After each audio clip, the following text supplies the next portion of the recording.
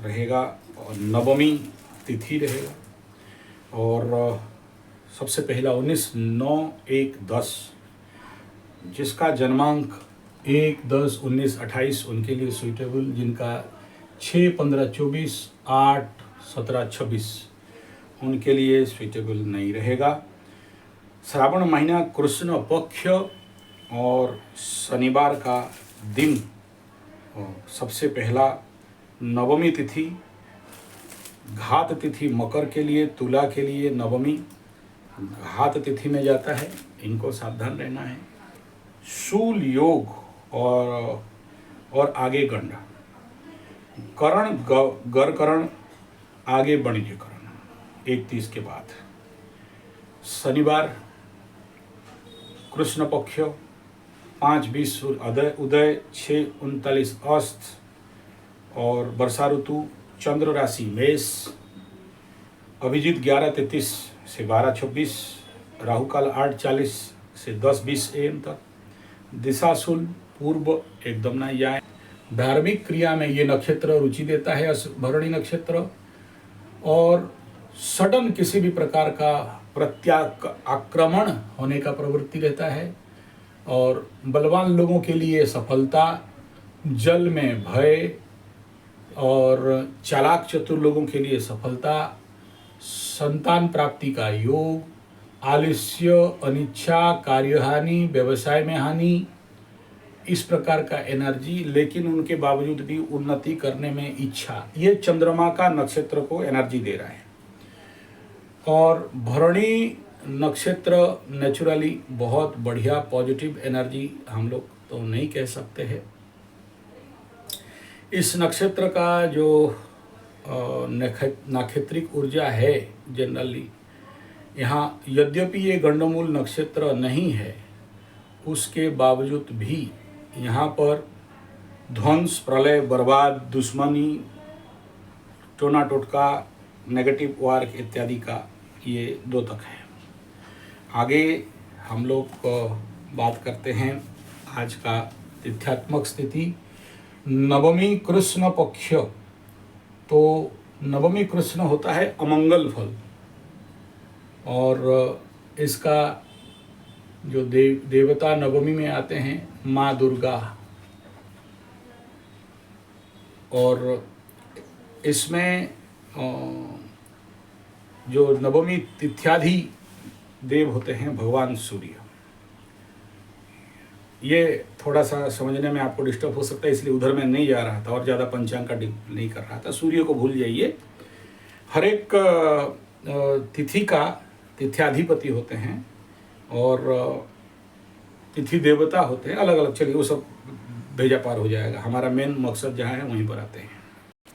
शनिवार का दिन है, कर्क लग्न राइजिंग में शनि का होरा रहेगा 6:27 तक, बहुत अच्छा नहीं रहेगा। फ्रिक्शन, खिंचाव, थकावट। सिंह लग्न में बृहस्पति और मंगल का होरा 8:40 तक शुभता रहेगा, लेकिन इस घर में ही नेगेटिव एनर्जी बहुत जोर से पड़ा हुआ है। उसके बाद कन्या लग्न राइजिंग 8:40 से 10 तक सूर्य और शुक्र का एनर्जी रहेगा। उग्रता, दक्षिण स्वर, क्रोध, सडन एनर्जी डाउन करेगा, थकावट, पुल बैक एनर्जी थोड़ा सा महसूस करने के लिए होगा। डाइवर्सन कर सकता है, कोई ना कोई नीच हरकत काम करवा देगा। तुला में बुध और चंद्रमा का हो रहा 1-6 तक रहेगा। यहाँ पर भी पॉजिटिव एनर्जी है, सौम्यता रहेगा, वाम स्वर रहेगा, लेकिन मन में थोड़ा सा उथल पुथल देगा। बहुत फ्लो ऑफ काम नहीं मिल रहा है, लेकिन खरीदना बेचना यही टाइम बेस्ट है। वृश्चिक में शनि और बृहस्पति का हो रहा 3:20 तक। शनि का हो रहा जब तक रहेगा परेशानी, थकावट, एगेंस्ट एनर्जी, मैच नहीं करेगा, फ्लो नहीं मिलेगा। बृहस्पति का आने के बाद अच्छा फ्लो हो जाएगा, काम अच्छा करोगे। उसके बाद धनु में मंगल और सूर्य का हो रहा 5:33 तक अच्छा रहेगा, बढ़िया रहेगा, टॉप रहेगा, गुड रहेगा शाम तक। लेकिन ये मकर का द्वादश में इंड हो रहा है संध्या, तो मैं इस समय मकरों को बोलूँगा इस समय थोड़ा सा शांत रहना चाहिए। होंगे ये 9%, 20%, 30% कैसे बोलते हो?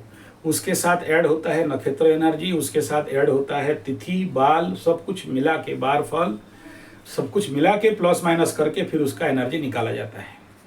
मकरू लोगों के लिए तो चतुर्थ चंद्रमा आज भी डाउन एनर्जी है, चंद्रबल नहीं मिल रहा है बढ़िया, फियर फोबिया, कॉन्फिडेंस में कमी। धनु का तो घात चंद्र होगा, चतुर्थ का भी सौम्यतात्मक घात चंद्रमा यहाँ पर दिखाई दे रहा है। थोड़ा सा सावधानी बरतना चाहिए।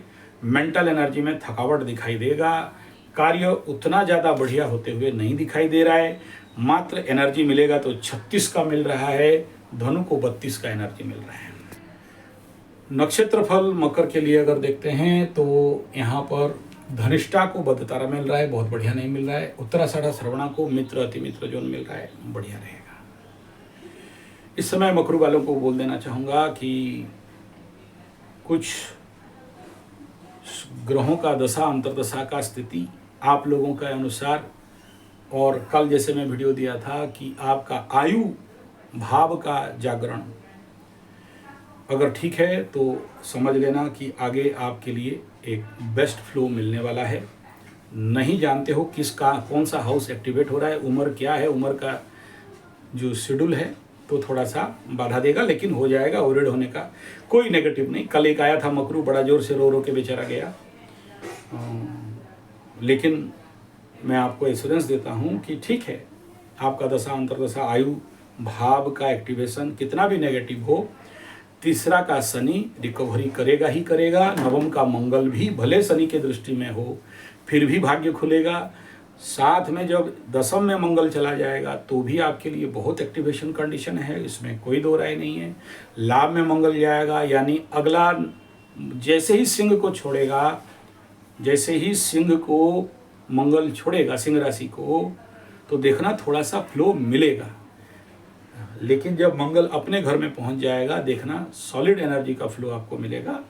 उसके लिए अभी से आपको प्रिपरेशन करना चाहिए। किस प्रकार का रिजल्ट, मतलब हर प्रकार का, जैसे कल बताया था भूमि भवन वाहन को लेके, व्यवसाय में लाभ को लेके, तो फ्लो मिलेगा। बीच में फिर थोड़ा सा ब्लॉक खाएगा, ओवररेड होने का कोई बात नहीं है। केतु के पास फिर सूर्य आ जाएगा तो अष्टम और ज़्यादा एक्टिवेट, बुध शुक्र पार करेंगे तो और ज़्यादा एक्टिवेट, वो सब आएंगे। लेकिन ये सब समझ लेना एक एक आपके लिए परीक्षा का कंडीशन रहेगा। लेकिन इन सबको मैटर को लेके दिमाग में बहुत ज़्यादा टेंशन पालने का कोई कारण नहीं है। जो बेसिक आप अपने जीवन में पूजा पाठ जब तब कर रहे हैं उसको कंटिन्यू रखेंगे। कुछ जगह में जैसे ये कुंडली कल आया था, बहुत रोया मकरू, तो इतना ज़्यादा इमोशन होने का कोई कारण नहीं है। मैं समझ रहा हूँ शुक्र अभी पंचम में क्रॉस कर रहा है तो इमोशन बढ़ेगा, उसमें कोई दो राय नहीं है। लेकिन इसके लिए आप रो पड़ो और सर पिटो, कोई मतलब का नहीं है। ये एग्जाम्पल था कि देखो 7.5 खत्म होने के बाद भी मकरू के अंदर ये सब का भावना फीलिंग्स आ रहा है। हाँ, अगर कुंडली में आपका जेल जाने का योग है तो कौन रोकेगा फिर 7.5 हो या नहीं हो। और आप अगर कर्म ही ऐसा कर लिए हो जिस कर्म के कारण आपको दंड मिलने का है तो। लेकिन इस केस से एक बहुत बड़ा चीज़ खुलासा हुआ जिसके ऊपर एक लंबा वीडियो लेके आ रहा हूँ। उसका प्रिलिमिनरी बात आप सबके समक्ष रख देना चाहता हूँ। वो ये है कि जिस चीज़ का मैं, आप लोग जो लोग मेरे को रेगुलर देख रहे हो, जिस समय मंगल केतु का युति हो रहा था और शनि राहु का श्रापित योग हो रहा था, पिशाच योग चल रहा था, उस समय मैं कुछ वीडियो में ये बात का इंगित किया था। देखिए, कुछ फैक्टर्स रहते हैं जिसके बारे में हम लोग बेसिकली खुल के नहीं बोल सकते। माने नहीं माने, विश्वास करें नहीं करें, क्योंकि ये सब अंधविश्वास में आता है। लेकिन एक बात बता देता हूँ, जैसे ही शनि राहु इकट्ठा हुए, फिर क्रॉस ट्रांजिट हुआ, इधर मंगल और केतु मिले, अब ये क्रॉस ट्रांजिट हो रहा है। देखो 2 क्रॉस ट्रांजिट, ये सब ठीक था। लेकिन अभी सबसे बड़ा समस्या क्या है, शनि जैसे ही बकरी हुआ और जैसे जैसे राहु के पास पास आएगा, रिवर्स कंडीशन का श्रापित योग जो बेसिकली पता नहीं चलेगा, लेकिन उसका एनर्जी सामने आएगा। वो क्या रहेगा, आप सुने होंगे भूतनाथ, भोलेनाथ, भूतनाथ। आप कभी भूतनाथ का फोटो देखे हो, पूजा किए हो, तभी समझ में आएगा।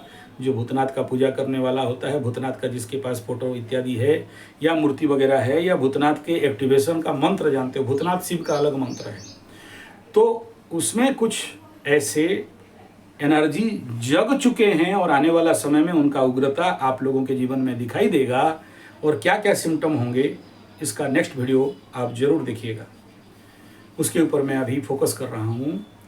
और ऐसे समझ लो कि वो जो राज्य है जहाँ पर इस प्रकार के नेगेटिव एनर्जी का वास होता है, उस नेगेटिव एनर्जी का जागरण बड़े भयंकर रूप में हुआ है।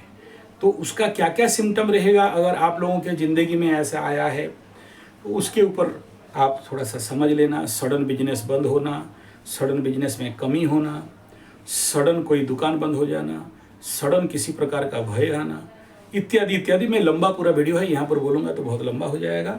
लेकिन अगर ये सारा सिम्टम है तो इसका शांतिकरण का पूर्ण प्रयास अभी से कर लीजिएगा। उसका कैसे रुकावट होगा, कैसा चेक होगा, इस वीडियो में मैं आपको और ज़्यादा क्लियर करूँगा अगला वीडियो में। ये तो इसलिए वर्तमान से थोड़ा सा सावधानी बरतना चाहिए। सबको इसका इफेक्ट नहीं होता है। जिसका छाया दुर्बल होता है, जिसका लग्न राशि दुर्बल होता है, उनके साथ इसका इफेक्ट थोड़ा सा ज़्यादा होने का संभावना है। तो इसमें डरने का कोई विषय नहीं है, एक नींबू से ही ठीक हो सकता है।